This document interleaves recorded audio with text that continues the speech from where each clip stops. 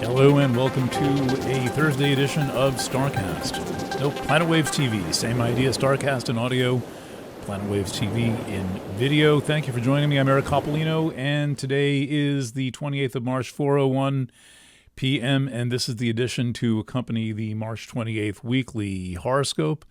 And my essay called, I forgot already what it's called, but it's a funny title because it's the title stolen from the flashing highway signs on the New York State Thruway that say, "Come early, leave late, solar eclipse, Monday, 4/8." They're talented poets there at the Thruway Authority, and either they're advertising the eclipse, they've become astrologers giving out astrological advice, or they think there's going to be this massive convergence in New York State, which is likely because it is the most populous area through which the eclipse is passing. And it's, it's a bit of a hike from New York City where I'm going to go watch it. It's about a 4.5 hour drive from where I'm sitting right now. That will be in central New York State. If you're going to be in central New York State and maybe you want to hang out for that eclipse, shoot me an email, efc@chironreturn.org. Copy for safety to efc@planetwaves.net. chironreturn.org, that's the nonprofit. Planetwaves.net, that's the regular Planet Waves business. Anyway, thank you for joining me. The materials today are all designed in preparation for the 4/8 eclipse. And the thing is that by now, I hope people, excuse me while I reach my clipboard. By now, people are hopefully wondering what this is all about, and what is about for you. And the thing about astrology is that it tends to simmer below the surface of consciousness until something brings it to the surface. So it's working all the time, and we're involved in an interrelationship with the natal chart and the transits, and whether you know your natal chart or not, you're still experiencing your transits because those cycles are cast at the beginning of your life, probably long before that. And what I want to begin with telling you here in minute 3 is that I have done some absolutely excellent readings if you're interested in this from a spiritual, psychological, or personal development standpoint. The readings are affordable. They're easy to understand. Like all of my astrology, they are done by me. They are dog-friendly readings. And so if you're going through anything and you feel like, maybe you need to talk to someone, maybe you can just get one of these videos, and some of them are written, and check them out. The most recent one is called Eye of the Centaur. That was finished in March. And then before that, I did the Somewhere in Between annual readings for 2024. Those came out in December and January, respectively. And all of this is designed to meet you in the place where you are. I never strive to be ahead of people or push you harder than you want to be pushed. Not like I can really do that. But I'm here to be as helpful as I can be after having done this for many, many, many years. I'm now in year 30 of being an astrologer. There's 4 eclipses a year, so I have sometimes more easily interpreted for all 12 signs, 120 eclipses. So I've done my best to give you something that will be helpful and also intellectually satisfying and spiritually relevant and motivating, positive, motivating, because, like you, I know how challenging and difficult life can be. All right, let's consider briefly the astrology of the moment. The horoscope covers the astrology of the moment leading into the 4/8 eclipse. All the horoscopes are open this week, and the essay are open access this week. But I have not talked much about the immediate astrology because there's always a lot to talk about, and I'm tending to emphasize large scene and medium to long range. But we have something interesting happening, which we began to see unfolding this week, which is that Mercury is about to go retrograde. There's my color. Mercury is about to go retrograde, and we got our first glimpse of retrograde Mercury with the ship accident. I don't have that handy, but I did another video I did an audio about it yesterday or the day before, and I'm going to devote the first or so segment of Planet Waves FM to it on Friday night, looking at this shipping accident. And the shipping accident emphasizes retrograde Mercury because Mercury, slow and powerful, approaching its stationary retrograde, was exactly conjunct Eris at the time of the incident, exactly to the degree conjunct Eris, and it will be exactly to the degree conjunct Eris again on 4/8 for the 4/8 eclipse. And so we're going to be living with Mercury conjunct Eris for a long time. When Mercury stations retrograde on the 1st at 6:14 p.m., it is conjunct Eris. It's a 3-degree conjunction, but it's a conjunction. It's 3 degrees. And however many degrees away it may be, and this is fairly close, and Mercury is, as I say, slow and powerful, there was a major event the first time it made the conjunction. Whenever the maybe it was Tuesday. Yeah, it was Tuesday, I think, or Monday. The week's been a blur. When the Dolly struck the Francis Scott Key Bridge, and Mercury will be stationing retrograde on Monday, and then it will be conjunct Eris again at the time of the eclipse. And so we're getting a bit of a flavor of what this is about. And I am suggesting that you use your discernment and use caution. You can never say it enough with Mercury retrograde that you should be careful how you allocate your funds. Small things are one thing, but making major commitments, signing for cars, signing on new business arrangements and so forth, if you can delay that, wait. I have several very important contracts, and I have just told everyone, well, I don't do what I advise my clients to not do, and so thank you for your patience, and I'll be back in late April or early May. So this is a high alert retrograde Mercury because, first of all, it involves this conjunction to Eris, which, as I say, last week's. And then the retrograde ends on the morning Eastern time of the 25th of April. And so all of the festivities of April, which include the total solar eclipse on the 8th, which include Jupiter conjunct Uranus on the 20th, but does not include the ingress of Sedna into Gemini on the 27th. But the two main events, the eclipse of the sun conjunct Chiron and Jupiter conjunct Uranus on the 20th, all happen during Mercury retrograde. So Mercury retrograde can act like a container.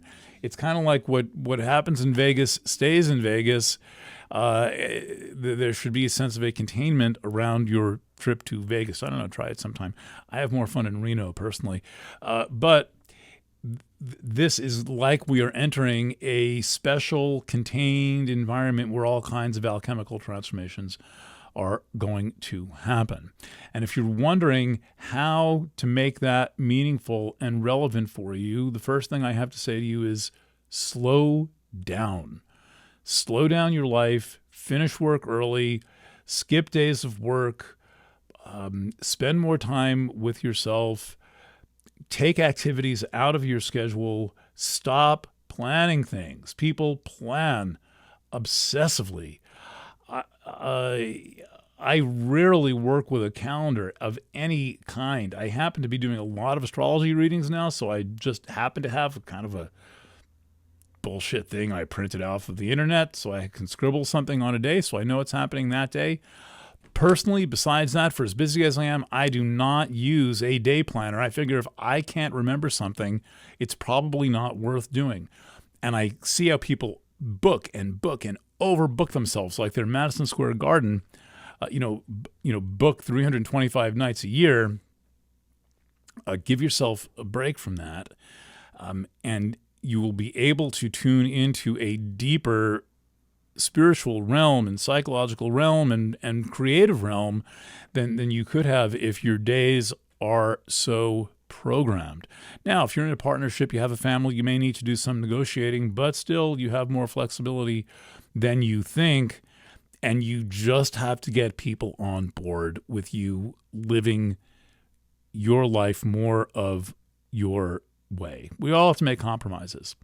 So we have this essentially 24-day container from the evening of the 1st till the morning of the 25th. Seems to be about a day longer than usual, but I haven't really done like a hour count, like how many hours is Mercury retrograde, to be able to evaluate them on that basis. But this is the usual approximately 23 days or so, and with a lot of big things happening. Now, one of those things is this conjunction of Mars and Saturn. And in the chart for Monday, for the retrograde beginning at 6:14 p.m., you can see they're about 5 degrees apart, 6 degrees apart. 7 to 13 is about 6 degrees apart. And by the time we get to the eclipse on the 8th, they're within 1 degree. And what's so interesting about this is that Mars rules the eclipse. All of these things in Aries here, this whole banana in Aries, all of this. Well, one thing about things in Aries, when there's big news in Aries, you don't kind of look at what Mars is doing, because Mars is the ruler of Aries. So you hop over to Mars and you see, well, Mars is forming a conjunction to Saturn. This is the sense of some obstruction.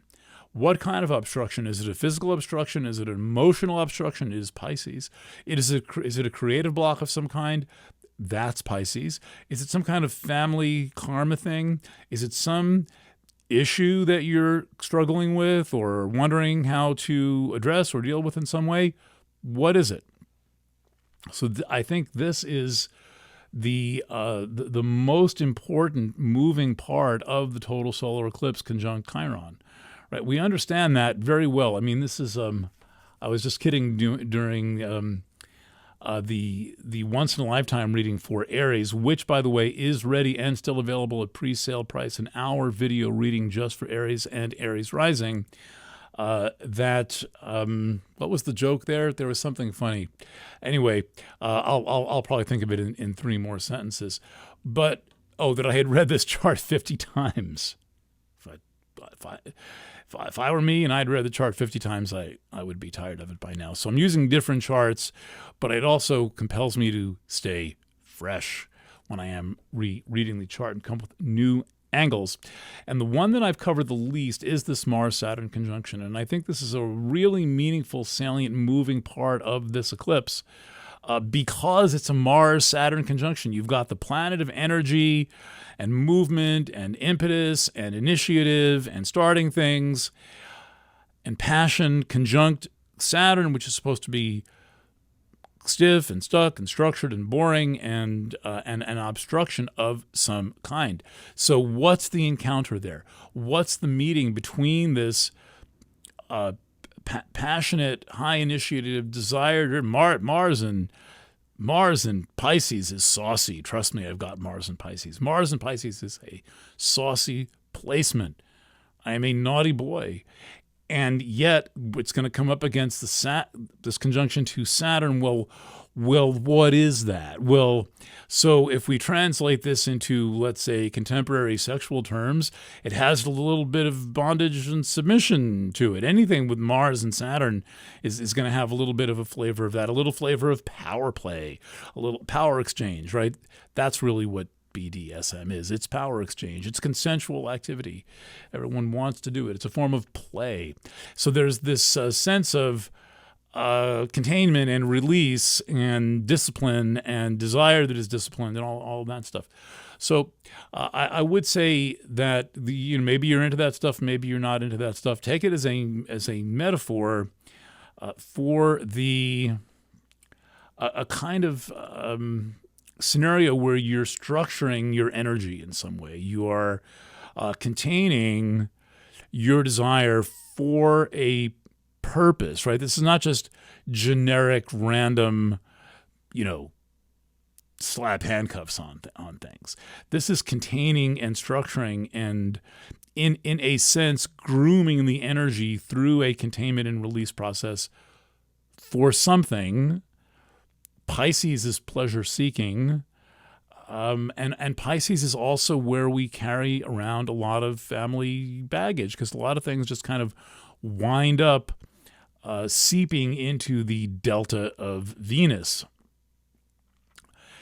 And I may be talking about some kind of a serious personal matter that you are working through. And if that's what you are doing, make sure you put the right amount of energy into it, not too much, not too little, and work through it and perhaps seek wise counsel of one and at the most two people, because you don't want to overwhelm yourself with all kinds of suggestions, and choose carefully who you confide in, particularly on any deep relational matter or sexual matter. It is very easy to find people who are ultimately moralists, which is not what we're looking for. Mars conjunct Saturn has enough of a moral friction to it for we don't need any more than that. And the question, I think, is, what is a moral issue really? And if you're feeling some guilt or something, is what you're going through really a moral issue, or is the issue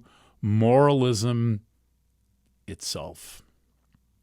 Okay, I will leave it here.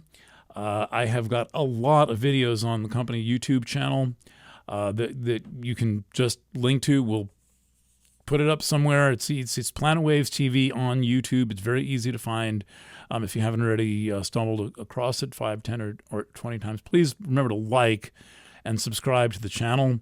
Very helpful to have that. We don't really play the algorithm game, but it would help if we did. So please just bang me a like and bang me a subscribe to the channel.